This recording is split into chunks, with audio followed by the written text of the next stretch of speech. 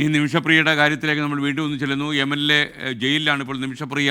16-ാം തീയതി ഈ വധശിക്ഷ നടപ്പിലാക്കാനുള്ള ഉത്തരവ് ജയിലിൽ വന്നു കഴിഞ്ഞു. ഇനി 5 ദിവസങ്ങൾ മാത്രമേ ഉള്ളൂ. അപ്പോൾ ഈ ഫ്ലവേഴ്സ് ഒരു കോടിയിൽ നിമിഷപ്രിയയുടെ അമ്മ പങ്കെടുത്ത കാര്യം പ്രിയപ്പെട്ട പ്രേക്ഷകർ ഓർമ്മിക്കുന്നുണ്ടല്ലോ. അന്ന് മകളെ മോചിപ്പിക്കുന്നതിനുള്ള പ്രതീക്ഷകൾ ഈ അമ്മ നമ്മളുമായിട്ട് പങ്കുവച്ചിരുന്നു. ഞാനത് ഒന്നുകൂടി ഓർമ്മിപ്പിക്കുകയാണ് പ്രേക്ഷകരെ. അമ്മ ഇപ്പം നിമിഷപ്രിയ കണ്ടിപ്പോൾ എത്ര വർഷമായി? 12 കൊല്ലമായി അല്ലേ?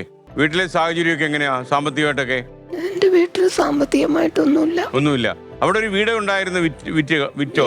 താമസമില്ലാതെ കിടന്നു. ഞാന് കിഴക്കമ്പലത്ത് താമസിക്കാൻ തുടങ്ങിയിട്ട് അവിടെ വീട്ടു ജോലി ചെയ്തല്ലേ ജീവിക്കുന്നത്? കിഴക്കമ്പലത്ത് ഈ വീട്ടിൽ ജോലി ചെയ്യണു. നിമിഷയുടെ കാര്യം എങ്ങനെയായി? അവിടെ താമസം പാലക്കാട് പോക്കില്ല. അത് ചെതൽ പിടിച്ചൊക്കെ ചെറിയൊരു വീടാണ്, നാശമായി പോയി. അടുത്തുള്ള ഒരു കൃഷിക്കാരനോട് അത് നോക്കി പറഞ്ഞ് എഴുതി കൊടുത്തു. ഈ നിമിഷ ജയിലിലായതിനു ശേഷം നിയമപരമായ പോരാട്ടം നടത്താനൊക്കെ അവിടെ ഒത്തിരി പണമൊക്കെ ആവശ്യമുണ്ടല്ലോ. അപ്പൊ ഈ പൈസയൊക്കെ ഇവിടെ നിന്ന് അയച്ചു കൊടുക്കാൻ പറ്റിയായിരുന്നോ? കുറച്ച് പൈസയൊക്കെ അയച്ചു കൊടുത്തിട്ടുണ്ട്. ഒരു 1.5 ലക്ഷം രൂപ എമൗണ്ട് ആയിട്ട് കൊടുത്തിട്ടുണ്ട്. അവിടേക്ക് പോകാനുള്ള പൈസയൊക്കെ എങ്ങനെ ഉണ്ടാക്കിയിരിക്കുന്നത്?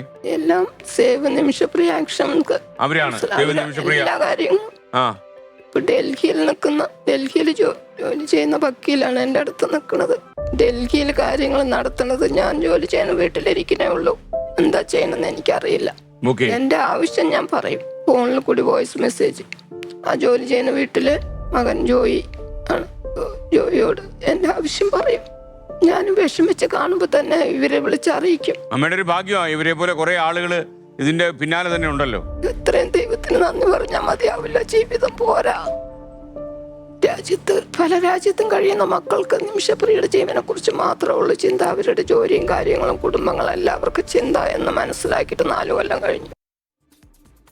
നിമിഷപ്രിയയുടെ അമ്മ സംസാരിക്കുകയായിരുന്നു. ഈ അമ്മ ഇപ്പോൾ യമനിലെ സെന എന്ന് പറയുന്ന സ്ഥലത്താണ് ഉള്ളത്. നിമിഷപ്രിയയുടെ വധശിക്ഷ നടപ്പിലാക്കാൻ 5 ദിവസം മാത്രമേ ബാക്കിയുള്ളൂ.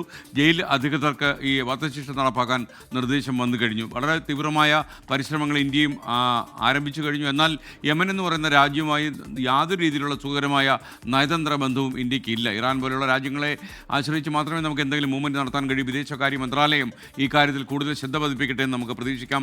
ഈ അമ്മയുടെ കണ്ണീരിന് അറുതിയാകട്ടെ.